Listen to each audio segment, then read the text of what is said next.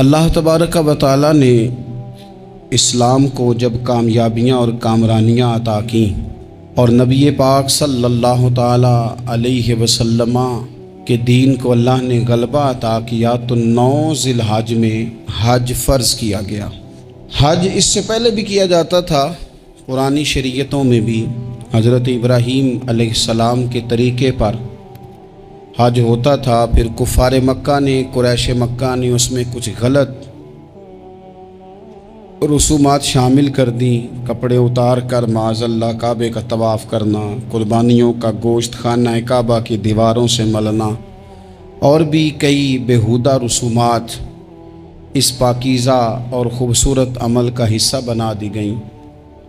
پھر 9 ذی الحج کو حج فرض ہوا۔ نبی پاک صلی اللہ تعالی علیہ وسلم نے حضرت ابو بکر صدیق کو امیر حج بنا کے رخصت فرمایا۔ دیکھیں کہاں کہاں محبوب انہیں اپنا نائب بناتے ہیں۔ اب 9 کو تو حضور نے حضرت ابو بکر صدیق کو امیر حج بنایا اور پھر اعلان فرمایا، جہاں جہاں مسلمان آبادیاں تھیں وہاں اعلان کر دیا گیا کہ آئندہ سال رسول پاک علیہ السلام خود حج کے لیے تشریف لے جائیں گے۔ اب ایک بڑی تعداد مسلمانوں کی جمع ہونے لگی۔ ذی قعدہ کے آخری ایام میں ہزاروں کی تعداد میں لوگ مدینہ شریف میں جمع ہو گئے۔ ظہر کی نماز کی ادائیگی کے بعد سیرت نگار کہتے ہیں کہ 28 ذی قعدہ تھی، نبی پاک علیہ السلام ظہر پڑھ کے حج کے لیے نکلے، اور جہاں آج ذوالحلیفہ ہے، ابیار علی جس جگہ کو کہتے ہیں، میقات مدینہ بھی کہا جاتا ہے، وہاں اللہ کے محبوب نے پہلے رات گزاری۔ وہیں پہ نبی پاک صلی اللہ تعالی علیہ وسلم نے احرام باندھا، حضور تشریف لے گئے۔ یہ حج قران تھا۔ نبی پاک صلی اللہ تعالی علیہ وآلہ وسلم کے ساتھ اس طرح لوگ امڑ کے آئے، جہاں جہاں سے لوگ تھے مسلمان وہ سارے جمع ہوئے حضور کے ساتھ اللہ کی بارگاہ میں حاضر ہونے کے لیے۔ 1,40,000 صحابہ، یہ ایک ہی دفعہ صحابہ کا اتنا بڑا مجمع جمع ہوا ہے، ایک ہی دفعہ۔ اور حضور علیہ السلام کی خواہش تھی کہ یہ سارے لوگ وہاں پہنچیں۔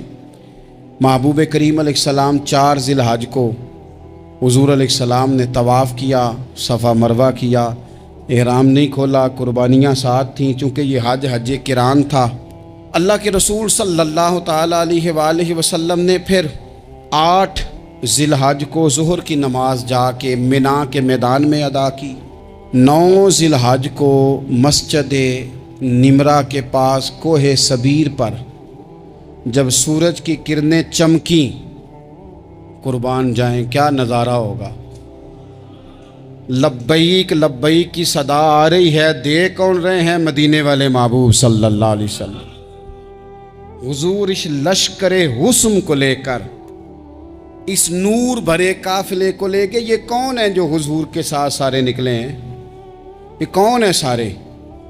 یہ وہ فیروز بخت سعادت مند لوگ ہیں کہ ان میں سے جس نے ایک دفعہ بھی ایمان کی حالت میں حضور کو دیکھا اور پھر خاتمہ بالخیر بالایمان کے ساتھ دنیا سے رخصت ہوئے، یہ وہ لوگ ہیں کہ ولی اگر 60 سال بھی سارا دن روزہ رکھے، ساری رات نفل پڑھے، ہر برائی سے بچے، لیکن پھر بھی کسی صحابی کے قدموں کی خاک تک کو نہیں پہنچ سکتا۔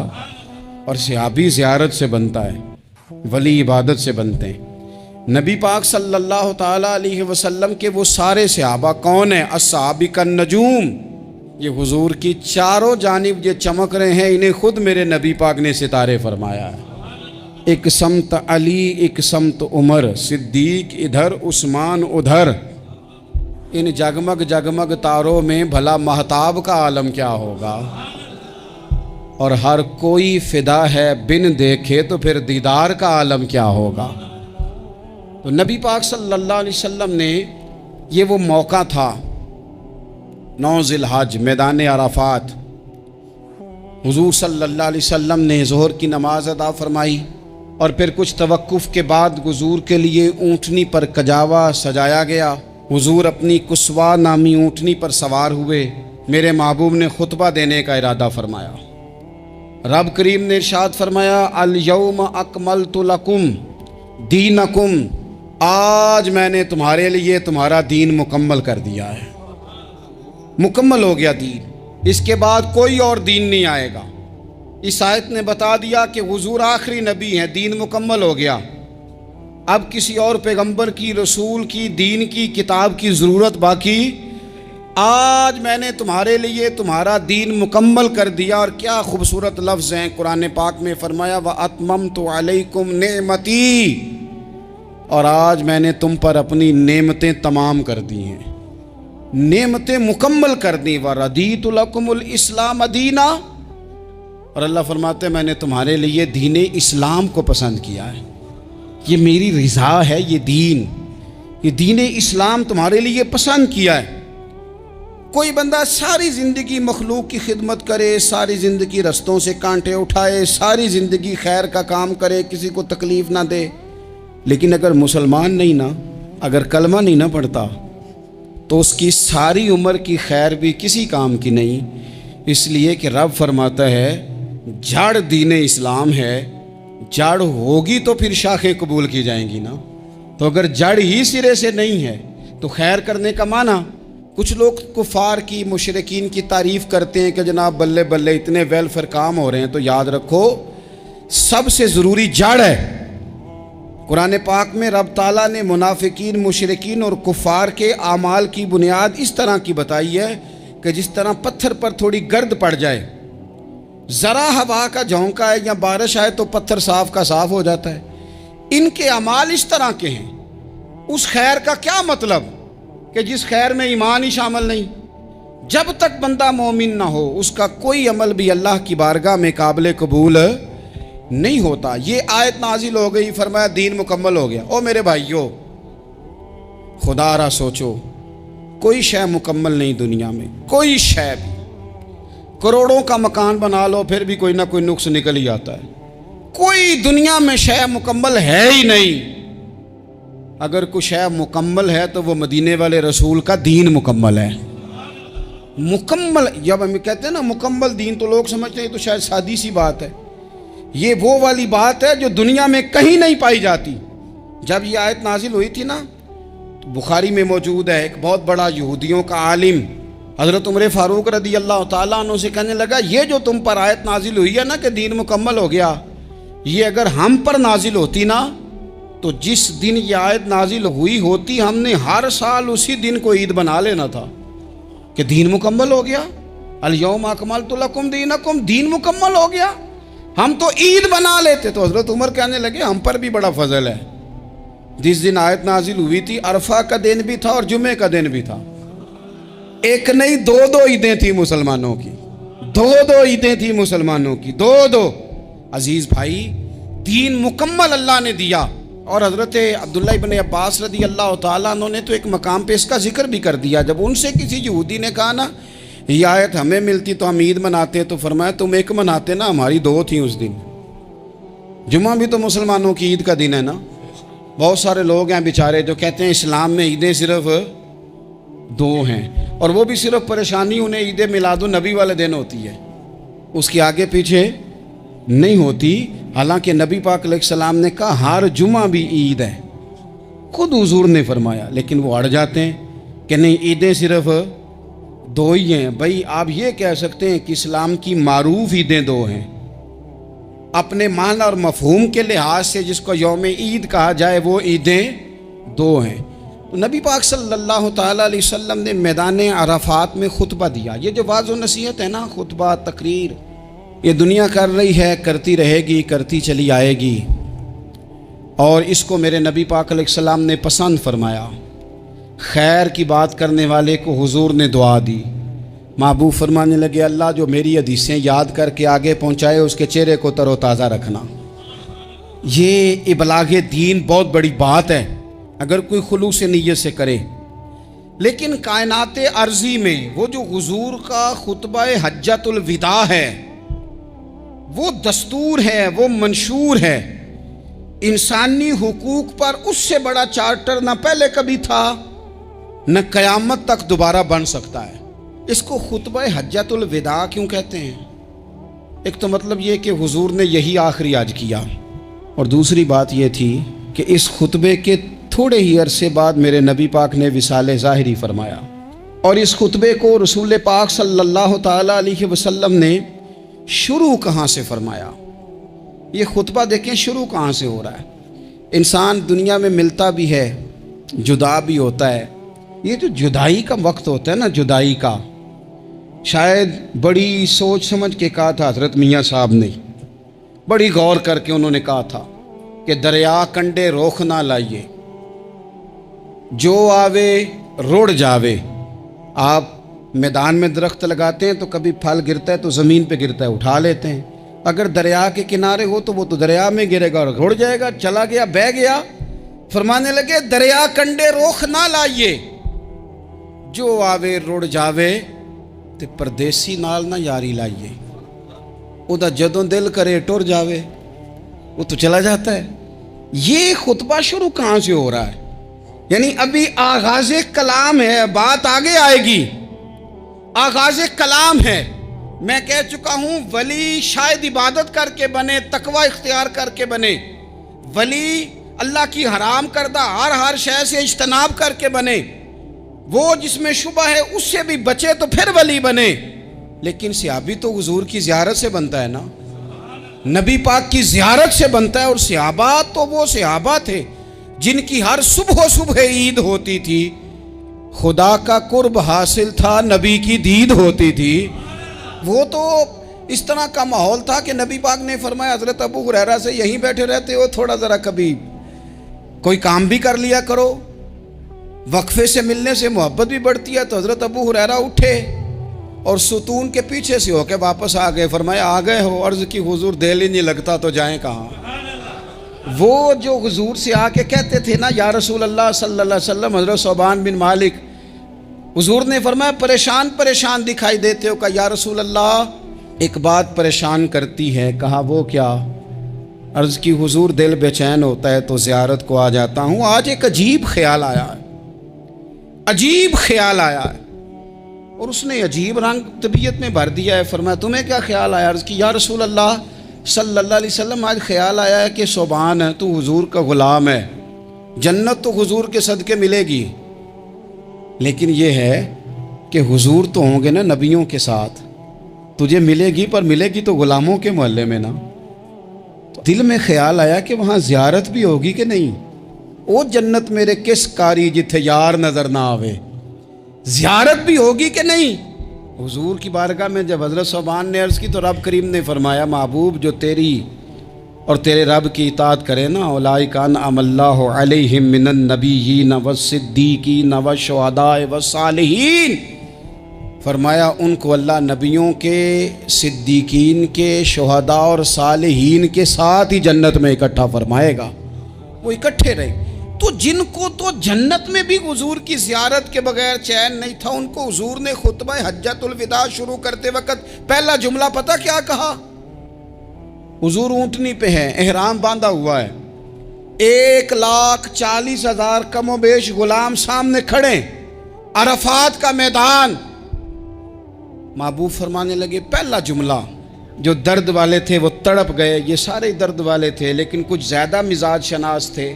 محبوب نے پہلا جملہ کہا، حضور فرمانے لگے لوگوں جس طرح آج اکٹھے ہوئے ہیں شاید اس کے بعد دوبارہ ہم اکٹھے نہ ہوں۔ پہلا اعلان ہی کر دیا کہ یہ تمہارے ساتھ جو آج خطبہ ہے نا، اس میں اشارہ دے دیا کہ دوبارہ نہیں جمع ہوگے، اگلا حج نہیں کرنا، بس ختم ہوئی بات۔ یہ آخری پہلی بات ہی حضور نے یہ بیان کی۔ اب وہ اتنے دل نرم ہو گئے حضور کی بات سن کے، آنکھوں میں آنسو اس طرح آ گئے، طبیعت کا میلان اتنا بڑھ گیا کہ ہر ایک کا دل کشکول بن گیا، ہر طرف سے آہیں اور سسکیاں ہیں کہ حضور کے وہ جملے یوں صحابہ لے رہے تھے جب آپ سے کوئی کہہ دے کہ بھائی یہ وقت بس آخری ملاقات کا ہے، تو پھر انہوں نے وہ تو حضور کی ہر بات ہی توجہ سے سنتے تھے، پر یہاں جو انداز بن گیا وہ انوکھا بن گیا۔ فرمایا شاید دوبارہ ملاقات نہ ہو۔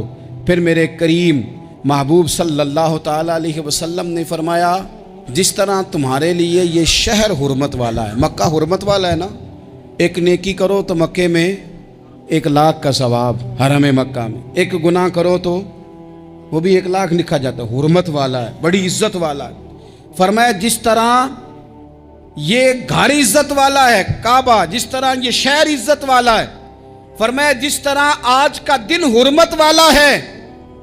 मुसलमानों, मैं तुम्हें बता के जा रहा हूं, तुम्हें समझा रहा हूं, इसी तरह मैंने तुम सब पर एक दूसरे के माल और इज्जत को हुर्मत वाला कर दिया है। और सहाबा को ना हुजूर ने पहले ये सबक पूरा हुजूर ने पूछा, ये भी ज़रा कमाल है, ये बुखारी मुस्लिम की हदीस है। हुजूर ने सहाबा से पूछा, 9 ज़िलहज है, जुमे का दिन है, ज़िलहज का महीना है, सबको पता है, लेकिन ना आप जुमा पढ़ने हैं तो मैं आपसे कहूँ कि आज आप कौन सा दिन है, तो आप कहेंगे जनाब जुमा है, अजीब आदमी है, जुमा पढ़ा रहे हो। लेकिन जो सहाबा का अंदाज है वो और है। हुजूर ने पूछा, आज ये कौन सा महीना है? ये अदब है, ये मकाम है, ये वो मकाम है जहां बहुत सारे सिर्फ अकल वाले बंदे जो होते हैं ना, वो बेचारे गिरते पड़ते हैं, कहते हैं जी बात आती हो तो बतानी चाहिए, ये क्या बात हुई जी, बंदा बोले ही ना, ये क्या लेकिन कुछ लोग ऐसे हैं जिनका धारा अदब कुछ और होता है, उन्हें ढेरों बातें भी आती हों तो हर जगह बात करने की नहीं होती, सब जगह कहानियां सुनाने की नहीं होती। हुजूर ने फरमाया कौन सा महीना है? कुर्बान जाएं, भैया को जुबान होके कहने लगे वल्लाहु व रसूलहु आलम, अल्लाह जाने, अल्लाह का रसूल जाने। सानू ते कैद सज्जन दा गहना है, ओ जिंज रखे असा उंज रहना है, हमें क्या पता। पूछा किसी ने, लिखा है सूफिया ने, किसी ने पूछा, ओ तुम्हें पता नहीं, कहने लगे चुप कर, हमें क्या पता कौन सा महीना है। तो हुजूर ने फरमाया आज तारीख कौन सी है? भाई साहब को पता था ना 9 ज़िलहज को ही आज होता है, कौन सी तारीख है? कहा वल्लाहु व रसूलहु आलम, अल्लाह जाने, अल्लाह का रसूल जाने। कुर्बान जाए। हुजूर ने पूछा दिन कौन सा है? सबको पता है जुम्मा है, कहने लगे वल्लाहु व रसूलहु आलम, अल्लाह जाने और अल्लाह का। वो सहाबा बता क्यों नहीं रहे? तो अहले मोहब्बत कहते हैं सहाबा का जवाब ये था, हमें कोई महीनों से गरज है, हमें कोई दिन से गरज है, हमें कोई तारीख से गरज है? हाजियो आओ शहनशाह का रोजा देखो, काबा तो देख चुके, काबे का भी काबा देखो, हमें तो महबूब से गरज है। महीना था ज़िलहज का, अगर हुजूर कह देते ज़िलहज नहीं ज़ीक़ाद है तो हमने ज़ीक़ाद ही बना लेना था। तारीख थी 9, अगर हुजूर फरमा देते 11 है तो हमने 11 ही बना लेनी थी। दिन था जुमे का, अगर हुजूर कहते पीर है तो हमें क्या लगे, हमें तो महबूब की रज़ा चाहिए। आप देखें ना, एक सहाबी के हाथ ज़रा लंबे थे तो हुजूर ने फरमाया या ज़ुल यदैन, ओ लंबे हाथों वाले। उनसे कोई पूछता नाम क्या है तो कहते मेरा नाम है 2 हाथों वाला। ओ भाई मेरे भी 2 हैं, तू क्यों 2 हाथों वाला? कहने लगे ये नहीं मुझे पता, मुझे नबी पाक ने कहा 2 हाथों वाला। तो ठीक हो गई, जो हुजूर ने नाम रख दिया। तो हुजूर सैयद आलम ने पूछा, फिर हुजूर ने हुर्मत याद कराई, फरमाया याद रखो ये दिन भी बड़ी इज्जत वाला है, जुम्मे का है, ये महीना भी बड़ी हुर्मत वाला है, ज़िलहज का है, ये तारीख भी बड़ी हुर्मत वाली है। लेकिन फरमाया जिस तरह इस दिन की, इस शहर की, इस महीने की तुमने इज्जत करनी है, इसी तरह एक दूसरे के माल का, एक दूसरे की इज्जत का तुमने पास करना। मुसलमान भाइयों, खुदारा ये हुजूर कह रहे हैं यार, नबी पाक ने काबा के सामने खड़े होके फरमाया बैतुल्लाह तेरी बड़ी शान है, तेरा बड़ा मर्तबा है, लेकिन फरमाया मेरे मोमिन की इज्जत रब की नजर में काबे से भी ज्यादा है। हम कैसे बैठ के यार, हम कैसे जुर्रत करते हैं किसी की पगड़ी खोलने की कोने में बैठ के? हम अपने घर बैठ के किसी पर तबसरा कर गए, किसी बंदा मोमिन की इज्जत उछाल गए, बिल्कुल पता नहीं था बात का और हमने कहानी बना दी पूरी की पूरी, दास्तान सराई कर गए। सुबह से शाम तक हमारी गपशप का उन्वान क्या है? किसी न किसी का शिकवा, किसी न किसी की शिकायत, ये हमारी गपशप है।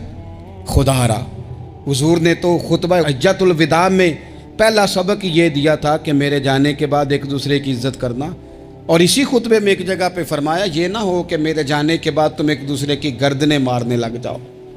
एक दूसरे की इज्जतों का ख्याल करना, पास करना। मुसलमानों, मेरे अजीज़ भाइयों, बुज़ुर्गों, इज्जतों का दिफा शुरू करें। थोड़ी देर के लिए अपनी ज़ुबान لوگوں کے اوپر تبصرہ کرنے سے کنٹرول میں لائیں۔ کچھ چیزیں ایسی، میں مختلف شہروں میں جاتا ہوں، جس شہر میں گئے وہاں لوگوں نے یہ کہا جناب یہاں جو مولانا ہے نا، بعض لوگ یہ باتیں بڑی چسکے لے کے سنتے ہیں، یہاں جو مولانا ہے نا وہ کچھ نہیں کرتے، آپ بڑے اچھے ہیں، یہاں جو پیر صاحب ہیں وہ بڑے گڑبڑ ہیں، آپ بڑے اچھے ہیں۔ تو میں ان سے کہتا ہوں کہ میں اس لیے اچھا ہوں کہ میں تھوڑی دیر کے لیے آیا ہوں، میں نے چلے جانا ہے۔ اور دوسری بات یہ کہ مجھے آپ جتنا مرضی اچھا کہہ لیں، میں نے رخصت ہو جانا ہے 2-3 گھنٹوں کے بعد۔ یہاں جس آدمی کا آپ شکوہ کر رہے ہیں نا، آپ اس کو جنازے کے لیے خبر کریں نہ کریں، اسے پتہ چل گیا نا محلے میں جنازہ ہو گیا، تو اسے کوئی کام بھی ہوا تو اس نے کہنا یار نہیں محلے میں فوتگی ہوگی، میں نے جنازہ پڑھانا ہے، اس نے جانا نہیں۔ تو کمزوریاں تو سب جگہ ہوتی ہیں، لیکن ان کمزوریوں کی وجہ سے آپس میں بغض پیدا کر لیا جائے گا۔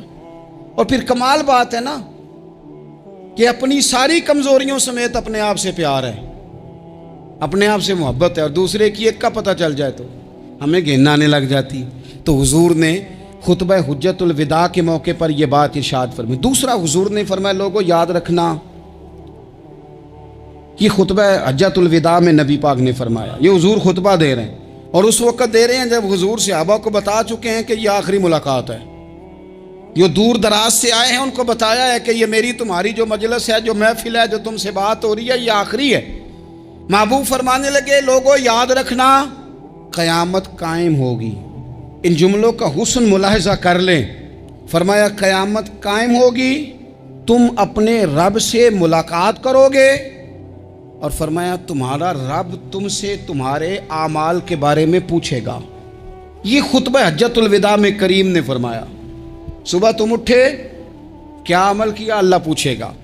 کسی سے ملاقات ہوئی، طرز کیا تھی، سوچ کیا تھی، اللہ پوچھے گا۔ لین دین میں کیا معاملات تھے، تمہارے اعمال کے، اللہ سے ملاقات ہوگی، وہ کھڑا کر کے پوچھے گا۔ اور حدیث میں کئی جگہ پہ حضور نے فرمایا وہ تم سے سوال کرے گا، تمہیں جواب دینا ہے۔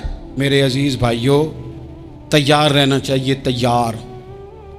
ہم نا منت کرتے ہیں آخری دن ہونا، تنخواہ دار لوگ کہتے ہیں یار یہ آخری ایام چل رہے ہیں، کوئی خرچہ نہ بتاؤ، اس لیے کہ حساب کے متھے لگنا ہے۔ آخری دنوں میں، بجٹ کے دنوں میں لوگ پریشان ہوتے ہیں کہ حساب دینا ہے۔ جب رب سے ملاقات کریں گے اور وہ حساب مانگے گا، کتنا مشکل کام ہے۔ اور ایک مقام پہ حضور نے فرمایا جس سے اللہ نے حساب مانگا وہ تو الجھ گیا، دعا کرو وہ حساب مانگے ہی نہ، بے حساب ہی بخشش فرما دے۔ نبی پاک صلی اللہ تعالیٰ علیہ وآلہ وسلم نے ارشاد فرمایا اسی خطبہ حجت الوداع میں، حضور فرمانے لگے سن لو، میں نے تم تک اللہ تعالیٰ کا پیغام پہنچا دیا ہے۔ اب جس شخص کے پاس امانت رکھی ہو اس پر لازم ہے کہ وہ امانت اس تک پہنچا دے جو اس کا مالک ہے۔ ہم بہت سارے لوگ ایسے ہوتے ہیں، ہمارے پاس امانتیں ہوتی ہیں، کچھ بھی نہ ہو تو کچھ لوگوں کے راز کی امانت ہوتی ہے، کچھ بھی نہ ہو تو کچھ لوگوں کی باتیں ہم تک پہنچ جاتی ہیں، وہ راز ہوتا ہے، وہ امانت ہوتی ہے۔ مجلس کی گفتگو بھی امانت ہے، لیکن ہم امانتوں کا خیال نہیں کرتے، خیانت ہو جاتی ہے۔ بہت محتاط ہو کر اپنی زندگی میں امانتوں کا خیال کیا جائے۔ یا ایھا الذین آمنوا لا تخونوا اللہ والرسول وتخونوا اماناتکم وانتم تعلمون۔ اللہ فرماتے ہیں ایمان والو، نہ رب سے خیانت کرنا، نہ رب کے رسول سے خیانت کرنا، نہ آپس میں ایک دوسرے سے خیانت کرنا، جانتے بوجھتے ہوئے یہ کام نہ کرنا۔ وانتم تعلمون، جانتے ہو، تمہیں پتہ ہے۔ کبھی بھی بددیانتی کا مظاہرہ نہ کریں اپنی زندگی میں، کبھی بھی۔ اور یہ بھی یاد رکھ لیں، بچوں کو کیا پتا کہ ہمارا ابا حلال لا رہا ہے کہ حرام لا رہا ہے، آپ لا رہے ہیں نا، تو وہ تو بیچارے بھولے پن میں کھا رہے ہیں، تو حساب آپ نے دینا ہے۔ جنہ لی تو پاپ کمائے ہن کتھے نہیں ہو تیرے کر دے، بلانا۔ تو بچوں کا تو یہ معاملہ ہے بھائی، اللہ ماشاءاللہ کہ وہ وقت پہ ہی، شادی کے 10-15 دن کے بعد ہی ان کو پیغام مل جاتا ہے کہ اگر ہمارا علیحدہ گھر ہو تو میں مرضی سے سجاؤں، تو میں مرضی سے سنواروں، تو میرا کوئی مطلب اپنا سلسلہ ہو، تو بڑے ٹائم پہ ساری باتیں شروع ہو جاتی ہیں، وہ تو معاملہ ہی بالکل اور ہے۔